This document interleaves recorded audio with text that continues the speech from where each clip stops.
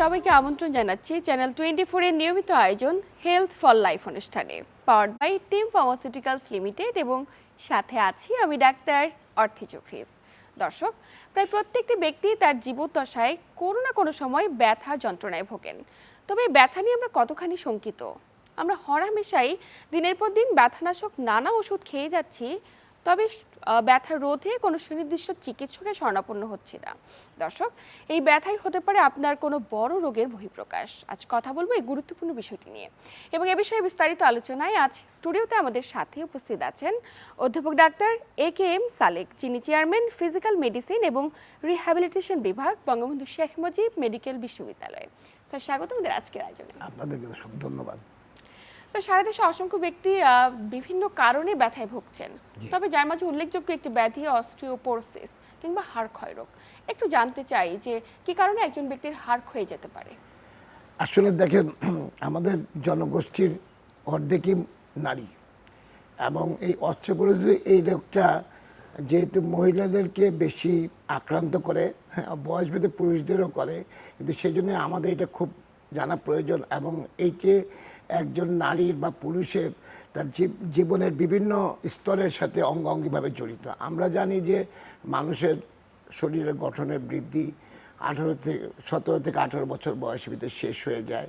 এরপরে সেটা শুধু একটি মাঝ বয়স পর্যন্ত নিয়ন্ত্রিত হয়, অর্থাৎ গড়া এবং ভাঙা। তারপরে কিন্তু আমাদের ক্ষয়েরই সময়। তো এবং আমরা জানি যে প্রতিটা মহিলা যখন তাদের একটা সন্তান জন্ম দেওয়ার যে সময়টুকু থাকে, তার বিভিন্ন রকম হরমোন শরীরে প্রচুর পরিমাণে থাকার কারণে তাদের মাসকুলোস্কেলাল হেলথ বা শরীরের বিভিন্ন অঙ্গ প্রত্যঙ্গ নিয়ন্ত্রণে সেই হরমোনগুলি সরাসরি নিয়ন্ত্রণ করে। সেইরূপ মহিলাদের এস্ট্রোজেন নামক একটি হরমোন যখন তার বাচ্চা জন্মদান করার বয়স শেষ হয়ে যায়, সেই হরমোনটিও নিঃসৃত হয়ে যায়, শরীর থেকে কমে যায় একদম। এবং এই কারণে হাড়গুলো দ্রুত ক্ষয় হতে থাকে, এবং পরিমাণ মতো হাড় একক আয়তনের হাড়ের যে আয়তন অনুযায়ী তার যে একটা হাড়ের ওজন ছিল, সেই ওজনগুলি কমতে থাকে, অর্থাৎ হাড়গুলো ভিতর থেকে ভঙ্গুর হয়ে আসে। বাইরে থেকে কিন্তু দেখা যায় না, বোঝা যায় না, কিন্তু হঠাৎ করেই একটা মহিলা হঠাৎ করে সামনের দিকে বেঁকে যাচ্ছে। আমরা দেখি বয়সকালে মহিলারা অনেকে সামনের দিকে কুঁজো হয়ে যাচ্ছে, যেটা হয়তো অনেক বয়সকালে পুরুষদের ভিতর হয়, কারণ পুরুষেরা দেখা যায় হরমোনের ঘাটতি 70 বছর বয়স পর্যন্ত সাধারণত হয় না, যেটা মহিলাদের 45 থেকে 52-53 ভিতরেই হয়ে যায়। তার মানে পুরুষদের চাইতে মহিলারা এই রোগটিতে আক্রান্তের ঝুঁকিতে এগিয়ে ঝুঁকি রয়েছে, বেশি থাকে। সেই জন্যই তাদের যদি এই বয়সটা আসার আগেই যদি তারা তাদের হাড়টাকে সঠিকভাবে লালন পালন করতে পারে, হাড়ের স্বাস্থ্য, তাহলে কিন্তু তারা কম ভুগবে। অর্থাৎ তার 50 বছর বয়সে যখন হরমোনটা শেষ হয়ে যাচ্ছে, যেমন আমরা বলি যে একটা মানুষ যখন অবসর জীবনে যায়, তার যে পরিমাণ সঞ্চয় থাকে সেটা যদি হেলদি অ্যামাউন্ট হয়, অনেক ভালো সঞ্চয় থাকে, তাহলে তার বাকি জীবনগুলি ভালোই কাটবে। টাকা কমতে থাকবে কিন্তু তার জীবদ্দশা চলে যাবে। সেরকম মহিলা যদি 50 বছর বয়সে তার হাড়গুলো সুস্থ সবল এবং পরিমাণ মতো ভালো থাকে, একক আয়তনের হাড়গুলো, তাহলে সে ক্ষয় হতে হতেও তার একটা জীবদ্দশায় সে মোটামুটি স্বাস্থ্যবান থাকবে। কিন্তু সেই অবস্থাতেই সে যদি তখন খেয়াল না করে, হাড় এবং মাংসের পুষ্টি যেন না বাড়ায়, শুধু খেয়ে গেল, খালি চর্বি বাড়লো কিন্তু হাড়ের গঠন ভালো হলো না, সেই ক্ষেত্রে দেখা গেল তার হাড়টা ওই বয়সে আমরা বডি স্ক্যান করে, ডেক্সা স্ক্যান করে দেখি যে হাড়ের একটা স্কোরিং আছে, WHO নিয়ন্ত্রিত নির্দেশিত স্কোর, সেই স্কোরটা অনেক কমে গেছে, -2 এর নিচে চলে গেছে। তখন তাদের ভিতরে এটা ভাঙার সম্ভাবনা। অথচ 50 বছর বয়সে যদি কোনো মহিলারই আমরা করে যদি দেখি যে না, তার এখনও 0 অথবা -0.5 এর মধ্যে আছে, তাহলে আমরা ধরে নিই যে তার -2 আস্তে আস্তে তার বয়স 70, 75, 80 হয়ে যাবে। হয়তো একটা বয়সে গিয়ে দেখা যায় সারা শরীরে একটা অব্যক্ত ব্যথা। হ্যাঁ, শুধু এই হাড় ক্ষয়টাকে শুধু আমরা যদি ক্যালসিয়ামের সাথেও যদি তুলনা করতে যাই, মানুষ সাধারণভাবে কি মনে করে যে আমার ক্যালসিয়াম কম, সেই জন্য হাড় দুর্বল। আসলে এই ক্যালসিয়ামটা শরীরকে হাড়ে পৌঁছে দেওয়ার জন্য অনেকগুলি উপাদান আছে। ক্যালসিয়ামের সাথে অঙ্গাঙ্গিভাবে জড়িত আমরা জানি যে একটি ভিটামিন ডি।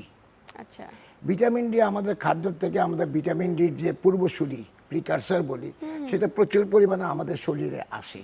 কিন্তু যেমন আমাদের কাঁচা মাংস যেমন আমরা খেতে পারবো না, সেরকম শরীরে ওই ভিটামিন ডিটা কোনো কাজে লাগবে না যতক্ষণ পর্যন্ত এটাকে পরিপক্ক না হয় সূর্যের আলোর তাপে।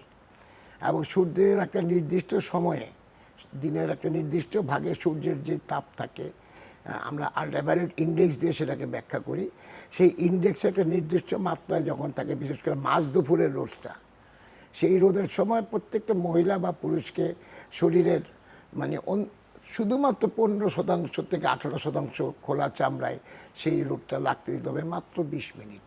আচ্ছা, তাও সপ্তাহে মাত্র 3 দিন, অর্থাৎ সারা সপ্তাহে 1 ঘন্টা যদি কেউ রোদটা পায় তার শরীরের 20% খোলা চামড়ায়, তাহলেই কিন্তু যথেষ্ট। খুবই গুরুত্বপূর্ণ তথ্য। কিন্তু আমরা দেখেন এই যে এই স্টুডিওতে যারা কাজ করছে বা ব্যাংকে যারা কাজ করছে, বিভিন্ন অফিসের ইনডোরে কাজ করছে, মা বোনেরা বা যেসব পুরুষেরা ঘরের ভিতরে দোকানের ব্যবসায়ীরা করছে, শুধুমাত্র পরিবহন শ্রমিক, নির্মাণ শ্রমিক বা বিভিন্ন রাস্তাঘাটে চলাফেরা করার লোক, হকারি, এইসব ছাড়া বাকি লোকেরা যারা দিনের বেলাও ঘরে থাকছে বা মাঠের কৃষকেরা ছাড়া সবাই কিন্তু এটার একটা ভার্নারেবল স্টেজ বা এটার একটা হওয়ার একটা উপসর্গের মধ্যে তারা পড়ে যায়। নিশ্চয়ই। এই জন্য তো এই যে এত ব্যক্তি এই জটিলতায় ভুগছে, কি করে তারা সতর্ক হবেন কিছুটা আপনি বলে দিয়েছেন। স্যার একটু জানতে চাই, একজন ব্যক্তি যেন হাড় ক্ষয় না হয় সেক্ষেত্রে জীবনযাত্রায় নিশ্চয়ই কিছুটা পরিবর্তন করার পরামর্শ দেবেন। এটা ঠিক জন্মের থেকেই বাবা মাকে শিশুকে নার্চার করার সময় তার খাদ্যাভ্যাস ঠিক করতে হবে। আবার দেখেন কিছুদিন আগে আমরা করোনা অতিমারির একটা দুর্যোগ কাটিয়ে উঠছি, সেই সময় আমাদের কোনো করণীয় ছিল না, বাসায় শিশুরা বন্দি ছিল, তাদেরকে খেলাধুলা নাই, তারা শুধু খাওয়ার উপরে ছিল, হয়তো বা যাদের সামর্থ্য ছিল। তো এইসব বাচ্চারা এই সময়টা মুটিয়ে গেছে। তাছাড়া এখন ভার্চুয়াল ওয়ার্ল্ডে আমরা বসবাস করি, আমাদের সন্তানেরা খেলাধুলা করতে কম্পিউটার গেমস এইসবই বেশি খেলে, পাশাপাশি বিভিন্ন রকম জাঙ্ক ফুড তারা খাচ্ছে। হাড়ের জন্য খাদ্যের সাথে সাথে কিছু ব্যায়ামের প্রয়োজন, আউটডোর অ্যাক্টিভিটিসের প্রয়োজন, সেই জিনিসগুলি হচ্ছে না। ফলে আমাদের যে উপাদানগুলি হাড়ের প্রয়োজন সেগুলি হাড়টা গঠন হচ্ছে না, অথচ শরীরের অপ্রয়োজনীয় চর্বি বেড়ে যাচ্ছে এবং যেটা হাড়ের দুর্বল হাড়ের উপর আরো বোঝা হয়ে দাঁড়াচ্ছে। এই জিনিসগুলি শিশুকাল পার হলে কিছুদিন পরে লেখাপড়া শেষ করে সেই ব্যক্তিটি একটি চাকরিতে ঢুকে পড়লো, এবং আজকাল চাকরির মূল অংশ জুড়ে রয়েছে আইটি রিলেটেড কাজ, যা কিনা ঘরের ভিতরে একটা কম্পিউটার দিয়েই সম্পন্ন করা হয়। আরও কিন্তু মুভমেন্ট রেস্ট্রিক্টেড হয়ে যাচ্ছে এবং এরা এত বেশি কাজে মগ্ন হয়ে যায় আজকালকার প্রজন্ম যে তারা কোনো রকম লেজার অ্যাক্টিভিটি করে না দৈনন্দিন। হঠাৎ করে হয়তো মাসে 1 মাসে 2 মাসে তারা বেড়াতে যায়, তখন গিয়ে তারা আরও দুর্ঘটনার শিকার হয়। এই যে তাদের দৈনন্দিন খেলাধুলার অভ্যাস নেই, হঠাৎ করে একদিনের 3-4 মাস বা 6 মাসে একবার একটা আউটডোর অ্যাক্টিভিটি করতে গিয়ে তারা হঠাৎ দৌড়াদৌড়ি করতে গিয়ে আর তখন পারে না, উল্টা আরও দুর্ঘটনার শিকার হয়। হাড় ক্ষয়রোগ পাশাপাশি কোমর ব্যথা, কোমর ব্যথায় প্রায় প্রত্যেকটি মানুষ তার জীবনে অসংখ্যবার ভুগেছেন, কিন্তু কেন এত ব্যক্তি কোমর ব্যথায় ভুগছেন, কি কি কারণে কোমর ব্যথা হতে পারে? যে কোনো আমাদের স্ট্যান্ডার্ড টেক্সট বইগুলিতে লেখাই আছে, কোনো ব্যক্তি তার জীবদ্দশায় কোমর ব্যথা এবং মাথা ব্যথায় ভোগেনি সেটা খুঁজে পাওয়া যাবে না। প্রত্যেকেই আক্রান্ত হয়েছেন, এটা প্রায় 100% কাছাকাছি। এটা নির্দোষও হতে পারে, আবার ভয়াবহ কোনো রোগের ইঙ্গিতও হতে পারে। তবে আমরা জানি যে আমাদের শরীরের যে অংশগুলি মুভ করে বেশি, তার মাঝখানে রয়েছে আমাদের স্পাইন, মেরুদণ্ড। এই মেরুদণ্ডের মধ্যে আবার বুকের অংশটা কম নড়াচড়া করে, কারণ এখানে আমাদের ভাইটাল কিছু অ্যাবডোমেন এবং থোরাক্সের হার্ট, লাং এবং নিচে আমাদের অন্ত্র, নাড়ি, ভুঁড়ি এগুলো রয়েছে। তো এগুলি মুভমেন্ট কম। কিন্তু আমাদের কোমর, যেহেতু নিচের অঙ্গের সাথে কোমর দিয়ে জড়িত আর ঘাড়ের সাথে উপরের হাতগুলো জড়িত, এই দুইটা অংশ সবচেয়ে বেশি নড়াচড়া করে, ঘাড়ের অংশ আর কোমরের অংশ। তো আমাদের চলাফেরা, ওঠা বসা, আমাদের প্রার্থনা, আমাদের সব কিছুতেই কোমরের একটা যোগসূত্র আছে। কিন্তু এই কোমরের একটা স্ট্রেংথ বা একটা ফ্যাটিকেবিলিটি আছে তার স্পাইনগুলোর। বেমক্কা কোনো এর মাঝখানে কিছু ডিস্ক বলে একটা জিনিস থাকে, অর্থাৎ শক্ত শক্ত ভার্টিব্রার যে আমাদের কশেরুকার যে হাড়গুলো, তার মাঝে মাঝে ডিস্ক, যে ডিস্কগুলিকে আমাদের নাট বোল্টের ওয়াশারের সাথে যদি আমরা তুলনা করি, প্লাস্টিকের যে অংশটা দেওয়া থাকে সেরকম, তার ভিতরে আমাদের কিছু জেল থাকে, যেই জেলগুলি হাইড্রোস্ট্যাটিক প্রেশার মেনটেন করে আমাদের শক অ্যাবজর্পশনের কাজ করে। তো এগুলি হয়তো বেকায়দা কোনো কাজ করতে গেলে তাদের যে হাইড্রোমেকানিক্সগুলি চেঞ্জ হয়ে গিয়ে হঠাৎ পিছনের কোনো দুর্বল অংশ দিয়ে, যদি কারো শরীরের গঠন ঠিক না হয়, মাংসপেশির শক্তি ঠিক না থাকে, তাহলে ওই দুর্বল জায়গা দিয়ে সেই ডিস্কটা ফেটে তার মজ্জাটা বের হয়ে আসে, বের হয়ে এসে নার্ভের উপর চাপ দিতে পারে।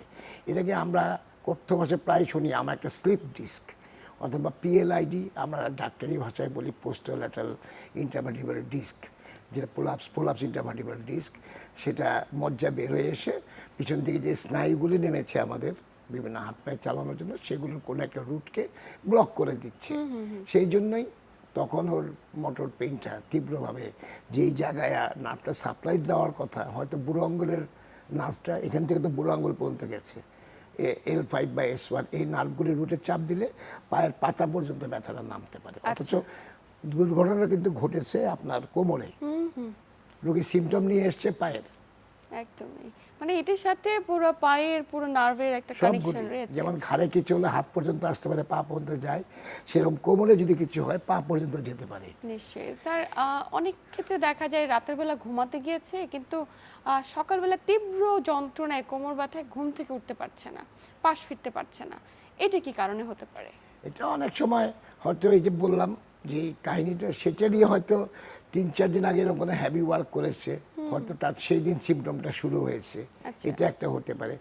অথবা ধীরে ধীরে তৈরি হওয়া কোনো বাতজনিত রোগ, যেগুলিকে আমরা স্পন্ডাইলো আর্থোপ্যাথি বলি, অর্থাৎ যার প্রোটোটাইপিক্যাল অ্যাঙ্কাইলোজিং স্পন্ডাইলাইটিস, এটা রেস্ট পেইন হিসাবে দেখা দেয়। অর্থাৎ কাজের সময় জয়েন্টে কোনো রকম মুভমেন্টগুলি ঠিক থাকে, কাজের মাঝখানে যখন অবসর হয় তখন আমাদের যে জয়েন্টের যে আমাদের ফাঁকগুলো থাকে, আমরা বলি যে মানে স্পেস, যেটা জয়েন্ট স্পেসে বা ক্যাপসুল বা লিগামেন্টসের মাঝখানে আমাদের বিভিন্ন রকম প্রদাহজনিত, ওই রোগের প্রদাহজনিত বিভিন্ন রকম সিমেন্টেড ম্যাটেরিয়াল বা ইনফ্লামেটরি এক্সুডেট জমা হয়ে সেগুলো নার্ভের চাপ দেয়। সেই জন্য সকালবেলা দেখা যায় যে শেষ রাতে, ভোর রাত থেকে সকালের দিকে দেখা যায় ঘুম ভাঙার পরে শরীর অসাড় হয়ে থাকে, আধা ঘন্টা 1 ঘন্টা অনেকক্ষণ ধরে নাড়াচাড়া করতে পারে না, ধীরে ধীরে উঠতে হয়। সেগুলি এক ধরনের বাতরোগের লক্ষণ।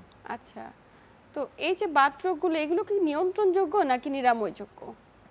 দেখেন, ছোট ছোট কিছু ক্ষত বা দুর্ঘটনা বা ইনফেকশন ছাড়া আমরা কিন্তু নন কমিউনিকেবল ডিজিজের যেই অংশগুলো আমরা সাধারণতভাবে জানি, সেগুলি যেমন ধরেন কারো ব্লাড প্রেশার ধরা পড়েছে, কারো ডায়াবেটিস ধরা পড়েছে, এগুলি দীর্ঘ মেয়াদী নিয়ন্ত্রণের ফলে হয়তো একসময় নিয়ন্ত্রণযোগ্য বা নিরাময়যোগ্য হয়ে যায়, কিন্তু প্রাথমিক পর্যায়ে এটা নিরাময়যোগ্য সেইটাকে আমরা চিন্তা না করে আমাদের প্রাথমিক পর্যায়ে এটাকে নিয়ন্ত্রণের দিকে বেশি নিয়ম করতে হবে। মানে আমাদের যেন নিয়ন্ত্রণে রাখতে পারি, এই জন্য আমাদের দীর্ঘদিন যদি আমরা নিয়ন্ত্রণে রাখতে পারি তাহলে তো রোগ প্রক্রিয়াটা হয়তো থেমে যাবে, অথবা একটা সময় আসবে রোগটা হয়তো বার্নড আউট হয়ে যাবে। হ্যাঁ, কিন্তু আমাদেরকে নিরাময়ের জন্য আমার এটা নিরাময় হবে কিনা সেটা চিন্তা না করে নিয়ন্ত্রণটা আমাকে চালিয়ে যেতে হবে। যেমন একজন ডায়াবেটিসের রোগী দীর্ঘদিন যাবত তো 20 বছর 25 বছর যাবত সে নিয়ন্ত্রণ করেই যাচ্ছে এবং সে কিন্তু অন্যের চাইতে ভালো থাকছে। একদমই তাই। তো সেক্ষেত্রে স্যার, এই যে কোমর ব্যথার সঙ্গে বাতরোগের একটা সম্পৃক্ততা যেমনটি বলছিলেন, এটি নিয়ন্ত্রণের ক্ষেত্রে কি আপনি যেমনটি বলছিলেন জীবনযাত্রায় কিছুটা পরিবর্তন, খাদ্যাভ্যাসে পরিবর্তন, বিষয়গুলো একই রকম নাকি ফিজিক্যাল এক্সারসাইজের উপর? সবই কিন্তু অঙ্গাঙ্গিভাবে জড়িত। আপনার ধরেন কেউ যদি একটা হেলদি লাইফস্টাইল মেনটেন করে, তার যদি আর্থ্রাইটিসও হয়, খুব ডেবিলিটেটিং আর্থ্রাইটিস আমরা যাকে বলি, খুব জীবনকে একদম অসাড় করে দেওয়া আর্থ্রাইটিস যদি হয়, সেও মোটামুটি ভালো থাকতে পারবে। উনি যদি প্রতিদিন আধা ঘন্টা তার জয়েন্টগুলিকে ব্যায়াম করান, উনি যদি প্রতিদিন 10-15 মিনিট করে উপর হয়ে শোন, উনি যদি সপ্তাহে 1 দিন করে সাঁতার কাটেন, 20 মিনিট করে 2 দিন সাইকেল চালান বা 3 দিন সাইকেল চালান, প্রতিদিন 20 মিনিট করে 5 দিন হাঁটেন, তাহলে কিন্তু ওনার জয়েন্টগুলি মুভমেন্ট ভালো থাকবে, ওনার মুটিয়ে যাবেন না, মুটিয়ে না গেলে জয়েন্টগুলির উপর চাপও কমবে।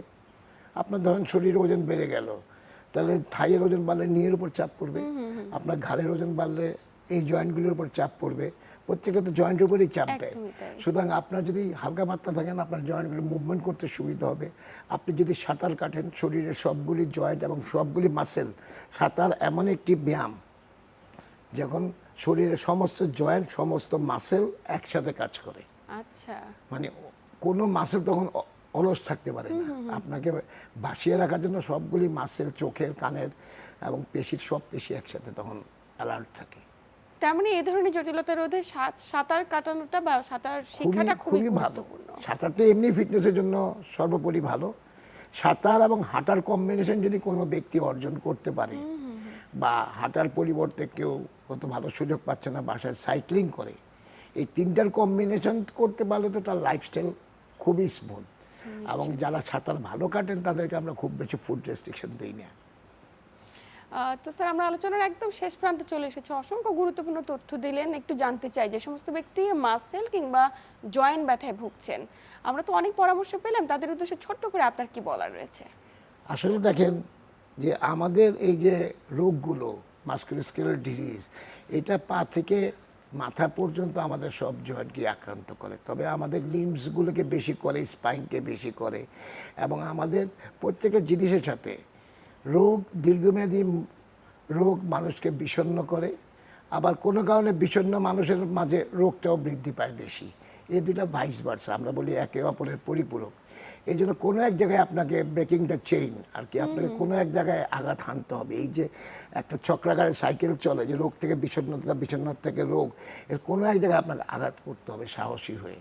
আপনি যদি এক জায়গায় আপনার জীবনটাকে ধরেন, আপনি প্রতিদিন সব কিছু ওভারকাম করে আপনি নিজেকে অ্যাক্টিভিটির সাথে জড়ান, আপনি কিন্তু অনেক কিছুতে ভুলে থাকবেন। আপনি কাজ করছেন, তখন ব্যথাটা অনুভব হবে না। আমরা এমনও দেখেছি অনেক সময় আমাদের কাছে দুর্ঘটনার রোগী এসছে, তো তার কোনো একটা ঘটনা, এক জায়গায় আঘাত লেগে একটা অংশ বিচ্ছিন্ন হয়ে ঝুলে গেছে, হ্যাঁ, সে কিন্তু দেখছে আরেকজন আঘাত পেয়েছে, তাকে সাহায্য করতেছে।